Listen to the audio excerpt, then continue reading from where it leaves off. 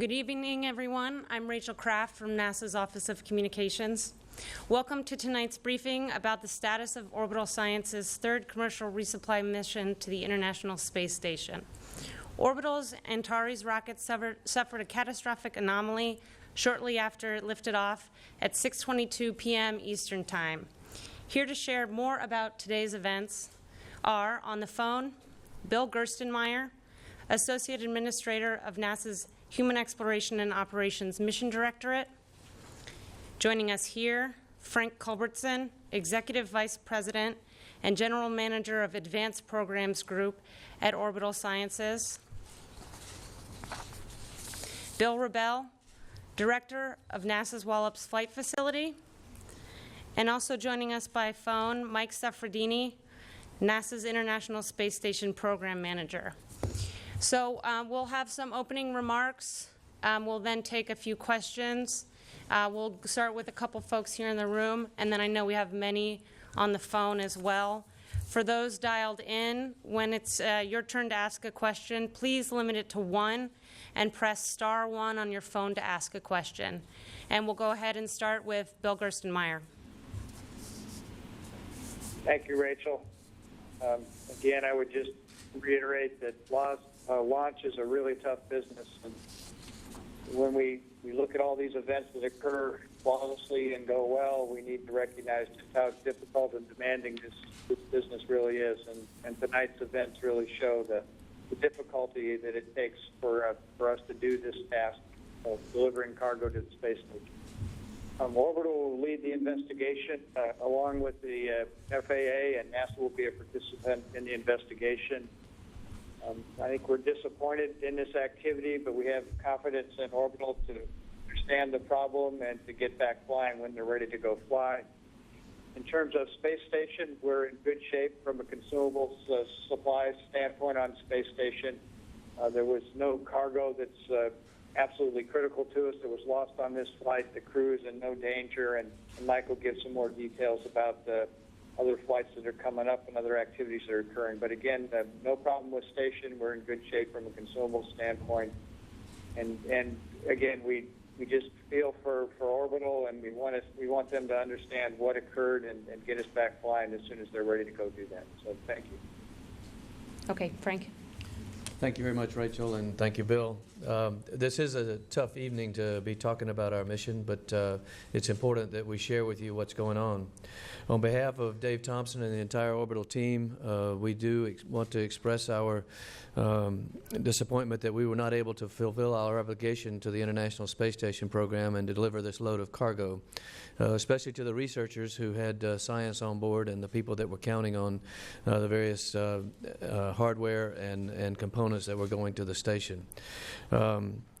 It's a tough time to lose a launch vehicle like this and its payload. It's not as tragic as losing a life associated with it, and so we're very happy to report that there were no injuries and the safeguards both in flight and on the ground worked as they should have, and all we lost was hardware. That hardware, however, is very important and very high value to the company and to our customers. Our team worked very hard to prepare it. We conducted a lot of testing and analysis to get ready for this mission.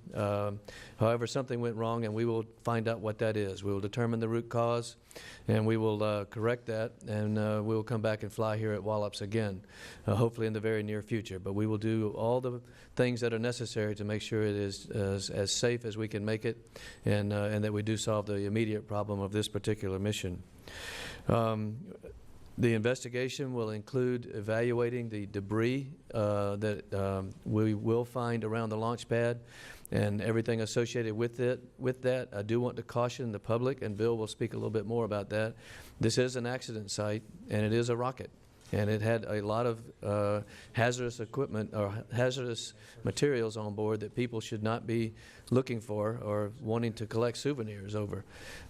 If you find anything that washes ashore in the local area or came down on your farm or in your yard, please make sure that you call the number that Bill will give you or contact the local authorities, and definitely do not touch it and keep people away from it. We'll also be evaluating the telemetry. We have reams and reams of data that comes down from the rocket during launch, and we will be analyzing that carefully to see if we can determine exactly the sequence of events, what went wrong, and then what we can do to fix it. We also have video evidence that we'll be evaluating to help us with the investigation. So we've got a team that's going to start first thing tomorrow morning at daylight locally on the island, but we are starting now to take a look at the data and determine where the problem started. We've got a very professional team working that, led by our Accident Investigation Board and its chairman, and they have already begun their work. We will determine corrective action. We take our jobs very seriously.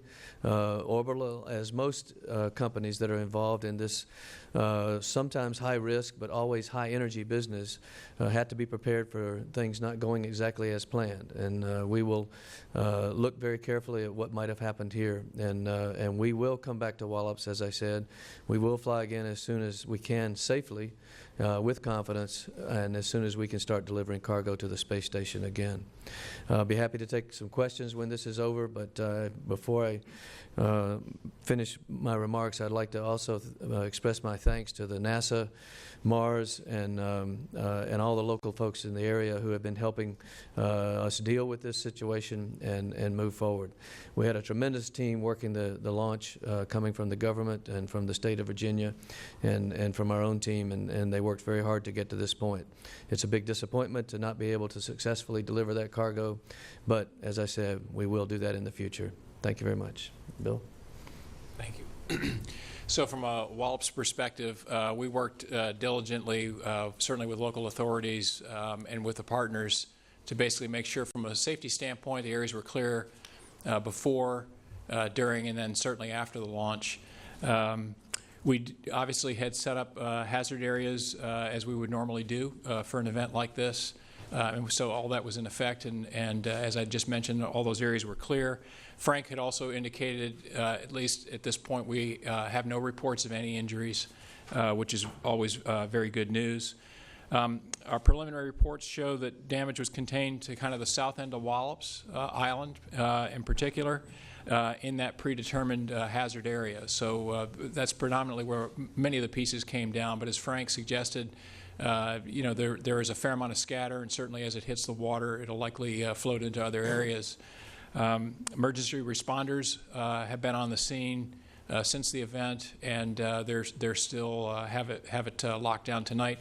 As Frank mentioned, we'll hit the area hard at daybreak and start collecting and cataloging the data. You know, we plan for the possibility of a failed launch attempt. Obviously, we hope that that does not occur, but as has been mentioned, that happens from time to time. And our job, first and foremost, is to guarantee public safety. Orbital-led team will take over the investigation of the explosion and pick up more and release more information as it becomes available.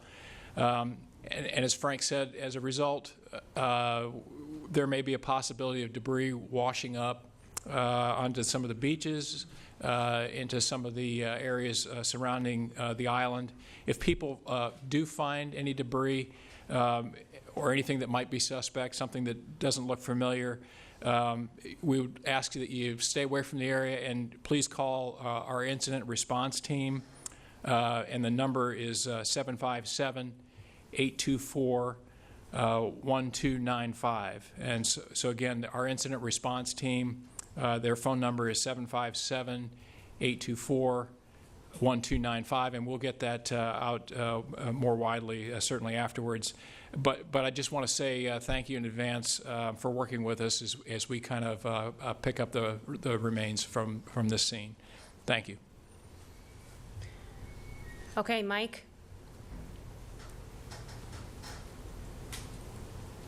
Of course, we are very disappointed with the events of this evening. The Cygnus spacecraft is a significant part of the logistics capability that supports ISS and makes us the success that we have been to date. But we have every confidence in the Orbital team and their ability to get to root cause, resolve the issues, and get back to flying to ISS. As a program, of course, we manage the the station to protect for just such an event should it occur. So therefore, we keep logistics on board the ISS that protect us for about 4 to 6 months in the event that other logistics vehicles can't make it to ISS. So in fact, our logistics on board today, if no other spacecraft showed up, takes us well into next year. And so from a consumable standpoint, as Mr. Gerstenmaier talked about earlier, we're in good shape. In addition to that, tomorrow morning at 2:09 p.m. Central Daylight Time, I pause because I think that's going to be Central Standard Time. But anyway, the Progress vehicle will launch out of Baikonur and be on its way to ISS. And SpaceX, of course, also has a flight. They have the range for December 9th. Given the logistics on board and these spacecraft, we will continue to do the research work we have to do on board. Of course, we did lose hardware with this flight. We lost quite a bit of research hardware, which we'll work to with the different providers to recover and get them opportunities back to space station. In addition to that, we lost some spares that we'll have to, of course, replace, and we'll do that over time. But the station's in great shape. The crew's in good shape. We've got plenty of work for them to do on orbit and plenty of supplies on orbit to keep them going for quite some time. So while this event is very unfortunate, we will support the orbital team as they work through their anomaly and continue to operate station well into the next several months while we wait for orbital to return to flight. Thank you. Okay, thanks, Mike. Thanks to all of you. We'll take some questions here in the room first, and then we'll get to the questions on the phone. If you would please limit your question to one each, and please also state your name, affiliation, and to whom you're addressing your question. Let's start here with Ken Kramer. Hi, Ken Kramer, Universe Today and America Space for Frank. Can you tell us anything specific? Do you know anything specific indications of what happened with this rocket? Did the engines fail? And when it happened? Did the second stage break up? Kind of give us a sequence of what you know so far. Thanks. What we know so far is pretty much what everybody saw on the video. The ascent stopped. There was some, let's say, disassembly of the first stage, it looked like, and then it fell to Earth. We don't have access to all the data yet because of the way the accident investigation proceeds. We lock it all down, and then we go through a very methodical process to recreate that data and evaluate it. So we don't really have any early indications of exactly what might have failed, and we need some time to take a look at that, both from a video and a telemetry standpoint. Stephen. Thanks. Stephen Clark with Spaceflight Now. For Bill Rebell, a little more information on what you're seeing out there right now. Are the fires extinguished? Have the fire crews even got in yet to the island area? And I have a follow-up. Yeah, the fire crews have gotten into the area, and basically we've just kind of set up a perimeter around. As a result of it kind of being dark out there, we know we've got some solid propellant in the area, and so we're just basically letting the fires kind of burn out, but they are contained. We've got people basically in the marshes, the ocean side, as well as on the island, south end of the island there. And a question maybe for Bill Gerstenmaier or Mike Suffredini. The way the contract works, does Orbital have to refly this mission now on their own costs, or how does that work contractually with who pays to refly this equipment? Thanks.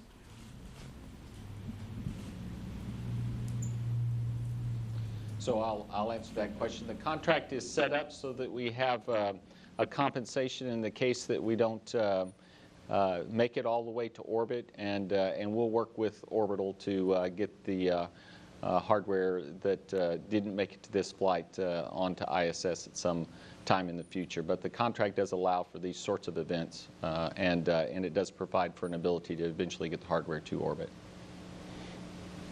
Okay, we'll do one more here in the room, and then we'll go to the phones. Robert Perlman with CollectSpace.com for Frank. Just to clarify, was there a range safety call on this? Did the flight termination system activate? And at what point did you see it, or did the team see in the room the first indication that there was something wrong? The It began to go wrong around 10 to 12 seconds, I believe. I don't have the exact time.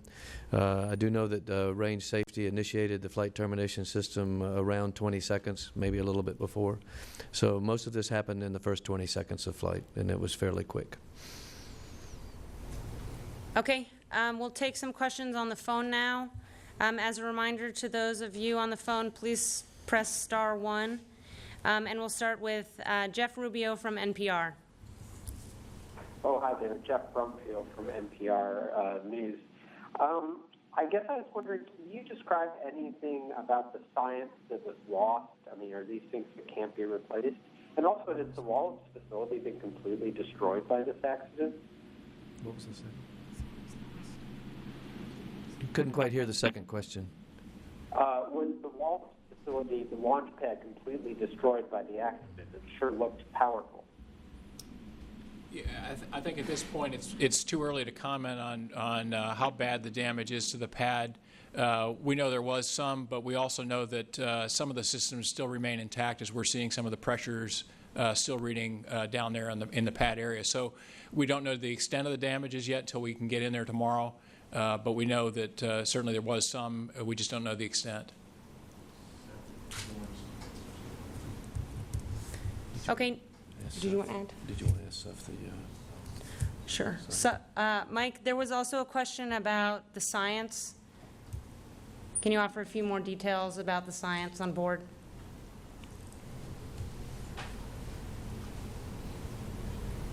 Passive that we're taking to orbit as a backup. But all of these things can be replaced and will be over time. Next on the phone, I believe we have the Associated Press. Yes, this is Seth Bornstein at the AP. Thank you for doing this. I guess for Frank, I know it's very early for...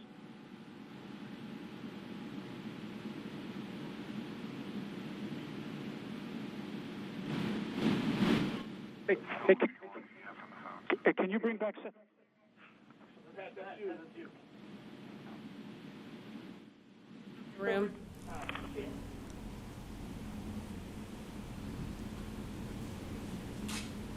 Okay, let's see. Do we have any more questions in the room here? I think we're having trouble with the phone. Go ahead. Hi, I'm Lily. I'm from 47 ABC. So you said now that those who are on the International Space Station, what happens to them? How are you going to get more supply to them?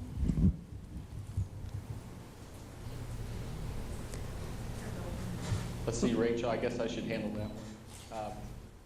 Tomorrow morning, well, first of all, we have plenty of supplies on board space station. So the crew has all the food, water, and other consumables necessary to support them well into next year. I think if no other vehicle showed up, we can go all the way to about the March time frame. So we have quite a bit of supplies already on orbit. In addition to that, we have a number of other logistics vehicles that support the station. Tomorrow morning, there will be a progress launch out of Baikonur to ISS, so it'll arrive to ISS about 8 in the morning.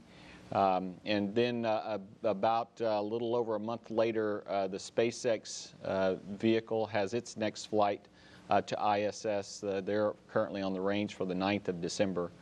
We'll probably rearrange its manifest a little bit to make up for some of the items that perhaps we want to exchange for items that were lost today.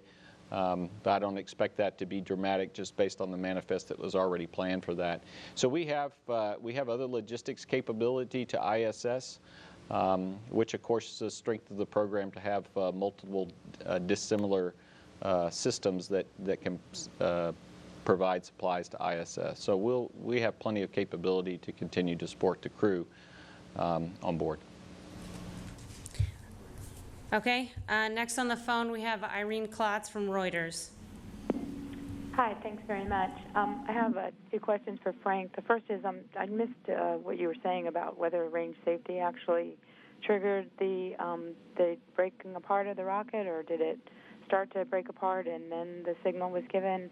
And also, can you just maybe give us a little update on the H826 engine mishap in May, and if that's any at all possibly related to this? Thanks. Irene, the sequence of events was that we observed the failure both in telemetry and visually. Shortly after that, my understanding is that the range safety officer sent the destruct command, but I don't know the exact timing, but I do believe they sent it before it hit the ground. And as far as the AJ-26, we need to go through this investigation and be very thorough before we determine whether that's a factor in this or not, and if it is, whether there's any relationship to any of our other experiences with the engine.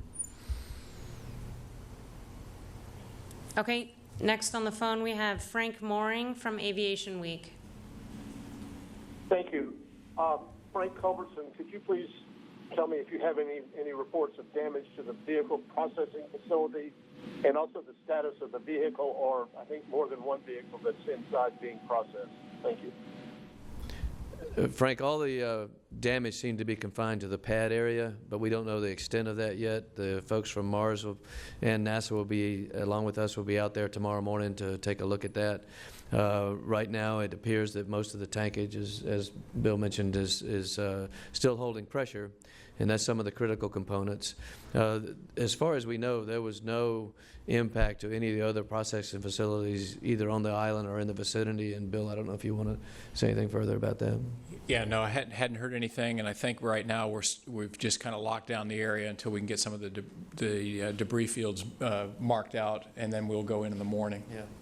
The horizontal integration facility is actually outside the danger area that we close off for the launch itself, so it's unlikely that it was exposed to anything.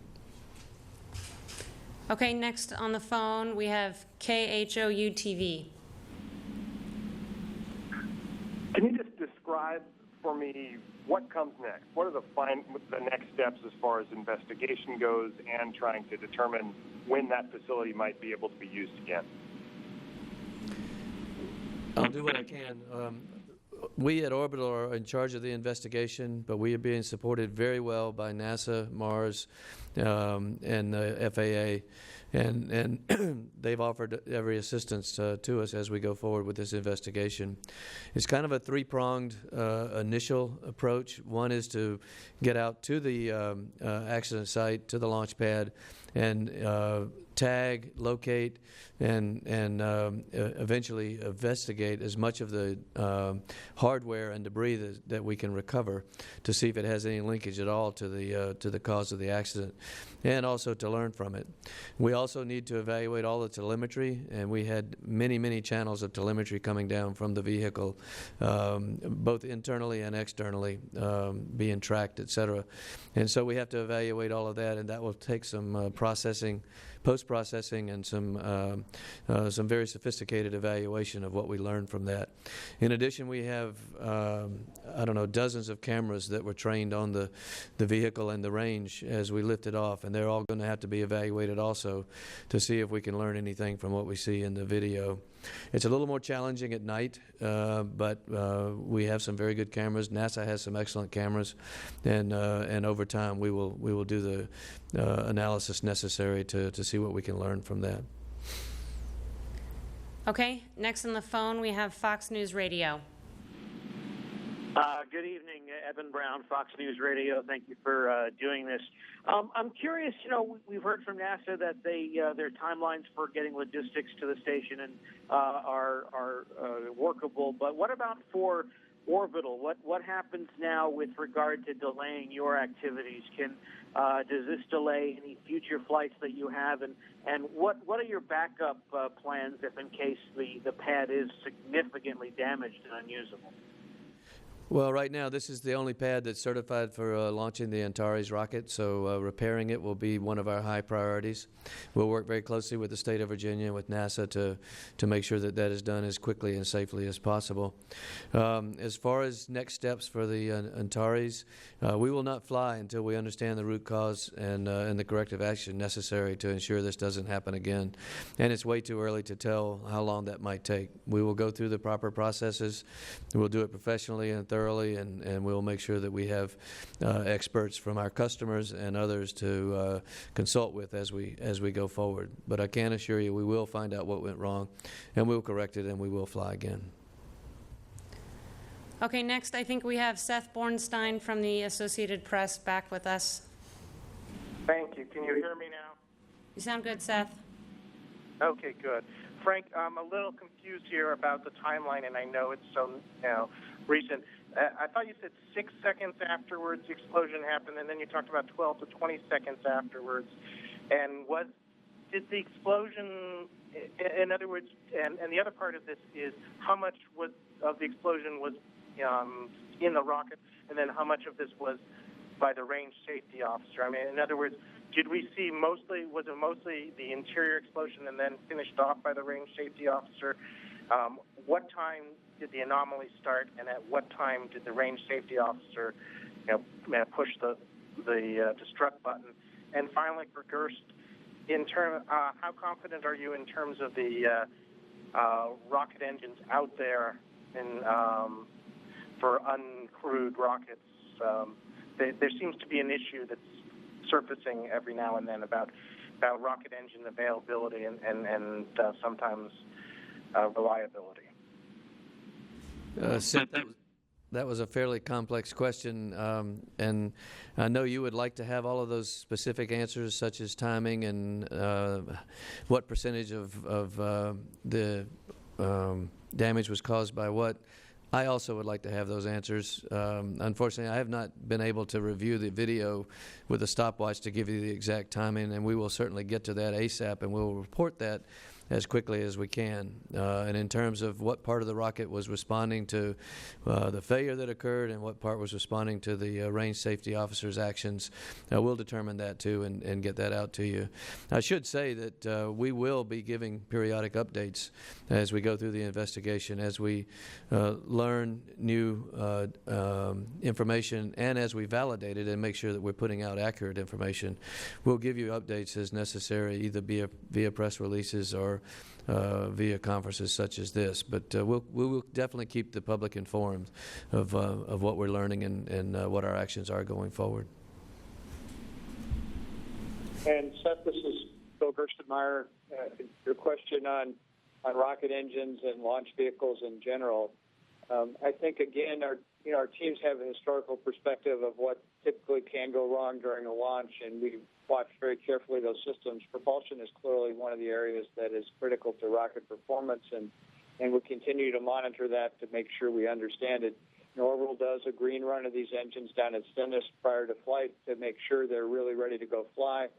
There's a lot of teams of experts that look at all this hardware and make sure that it is really ready. So when we go commit to a launch, there's a team of experts kind of overseen by NASA as well as all the Orbital team that have done a really rigorous job of understanding that what's going on with the vehicles, or anything unique, and is it really ready to go fly. And we'll continue to learn from this investigation. I think Orbital will do an excellent job, understand what the failure was. As Frank said, we'll figure out what the failure is, we'll fix it, we'll learn from it, we'll actually take that learning and expand it to other rockets and other engines so we can improve our launch industry overall. And we'll make the maximum advantage out of this terrible thing that occurred to us and this loss of hardware. Again, it's good no personnel were lost. That shows our procedures were good in the fact that we kept people away and kept their distances clear. The factor processing facility appears to be in good shape. We'll confirm that in the next couple of days, is also promising. So our things worked right. We'll learn from this. We'll get ready to go fly, and we'll go fly again at the right time with Orbital. Okay, next up we have Tom with CNN.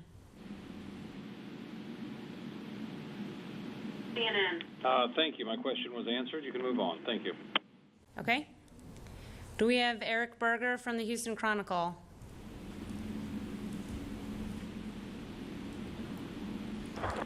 Okay. Alan Boyle with an MSNBC. For Aberdeen, one, whether there was any reaction from the space station crew about what happened, and two, whether there's anything that would have to be shifted around on the manifest for the SpaceX cargo flight, because you need to get something up sooner rather than later, for example. We did inform the crew immediately after it occurred. They actually, we had to feed up to them, so they were also witness to it. They were disappointed and knows that the team is going to work through the anomaly and get back to flight soon. Of course, they are well aware that they have plenty of resources on orbit to get along for some time, and the vehicles that are coming up here in the near term. So I'm certain they were disappointed, but as true professionals, they continued on with their task at hand.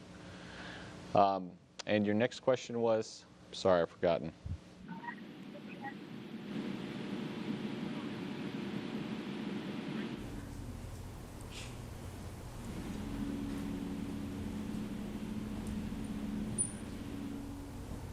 Thank you.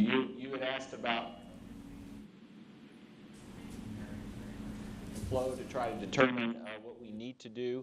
There is potentially one item that I know of, at least this evening, that we'll probably have to think about.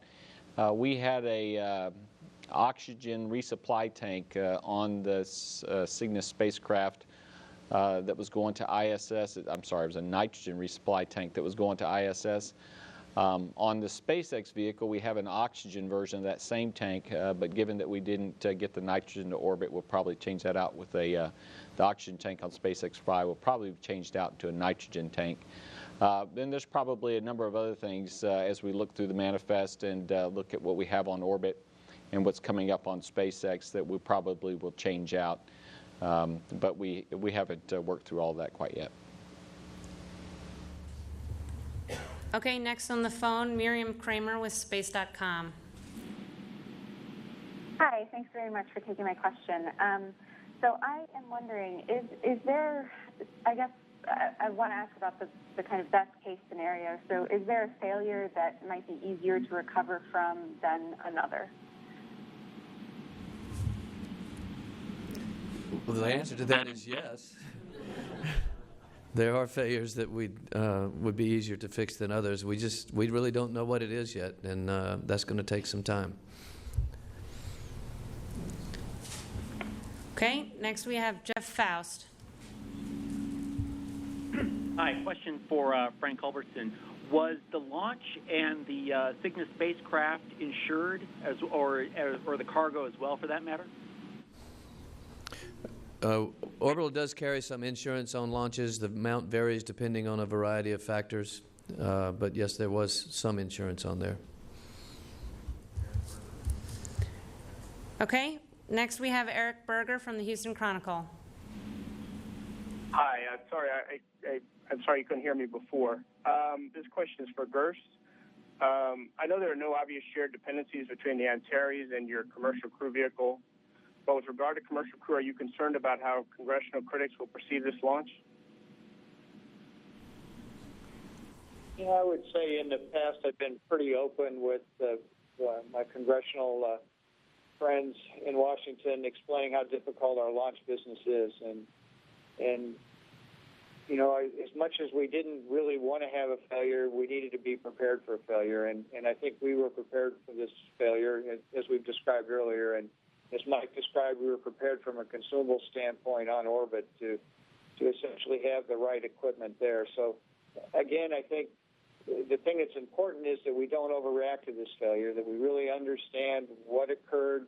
We let the orbital team run the investigation. We understand what happened. We fix it. We fix it with some confidence, and then we get back flying again, and that's important overall. So, again, I think this just reminds us how difficult this business is, how careful we have to be, how the small things really matter in this launch business, and we just need to watch that as we go forward. So I don't see this as a problem or a concern for us in the future. It's just more awareness of what we're trying to go do, and it's not easy. And to don't let the teams get overconfident as we move forward. Don't think this is easy, and we'll make sure we do the right things as we move forward. So, again, I think we'll learn from this, and I think this will be valuable for us as we move forward. And it will also help us in our understanding of crew and crew transportation. We'll learn from this event. We'll take the lessons we learned here in cargo, where we can afford to have some problems with cargo and still be prepared. And when we get to crew, we'll take this lessons learned to heart and will improve our capabilities to launch crew.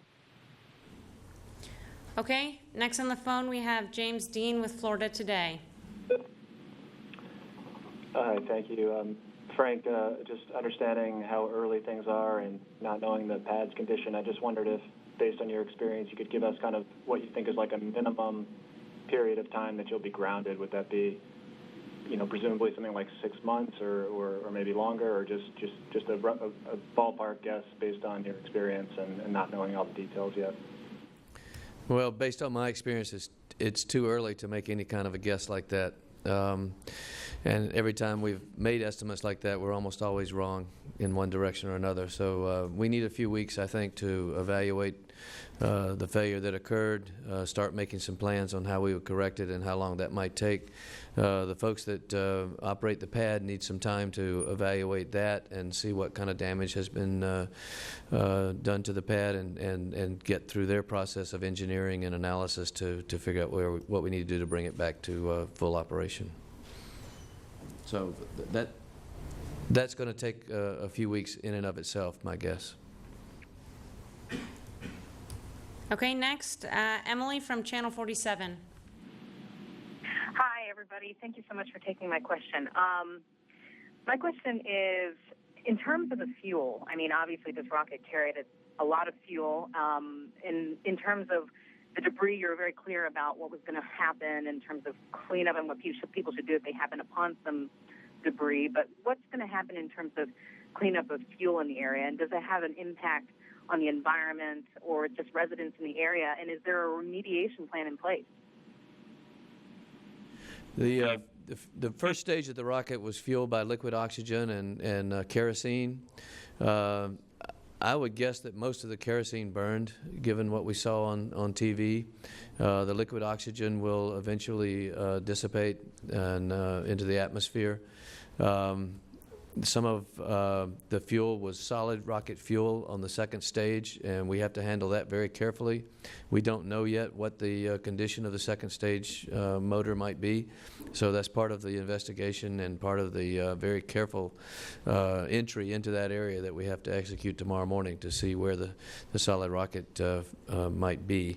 In addition, the spacecraft itself had hypergolic fuel, which consists of hydrazine, nitrogen tetroxide, and we have to make sure that that, in fact, is handled properly and, if necessary, make sure that it's dealt with.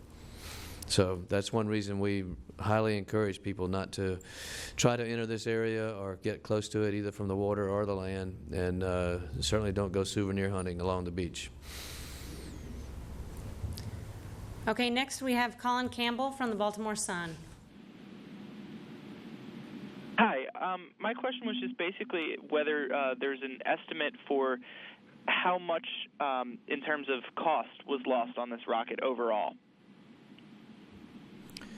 Well, the full cost of the rocket and the spacecraft itself is over $200 million.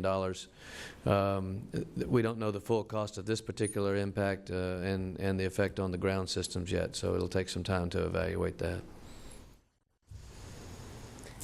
Okay, we'll take a couple more here in the room, and then we'll conclude. Let's go here in the front. Hi, Doug Money, TMCnet. This is to Bill Rebell.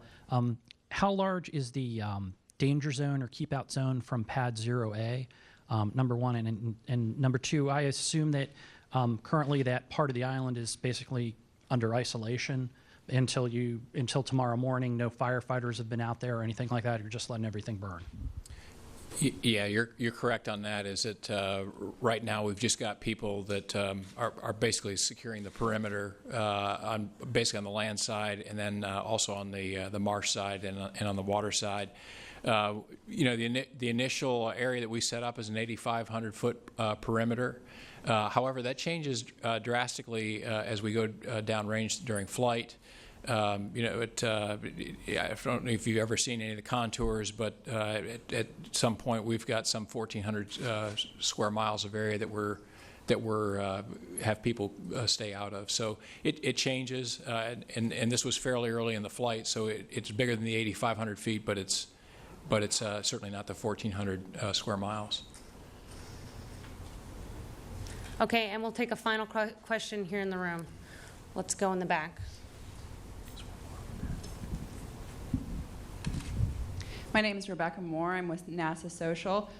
First, I'd like to say thank you from all of us, especially who were here, to your remarkable team who kept those of us in the vicinity safe. We are truly grateful for that. However, my question is, I'm getting messages coming in from Twitter, and many people are wanting to know why it is that Orbital decided to go with an engine design that was perhaps a little bit older. I know that you don't know the reason exactly right now as to what the failures were, but they are asking a lot of questions as to what led up to that decision for that kind of engine design. You're right. We don't know whether the engine was involved in this or not, and that's something we'll try to determine as quickly as possible.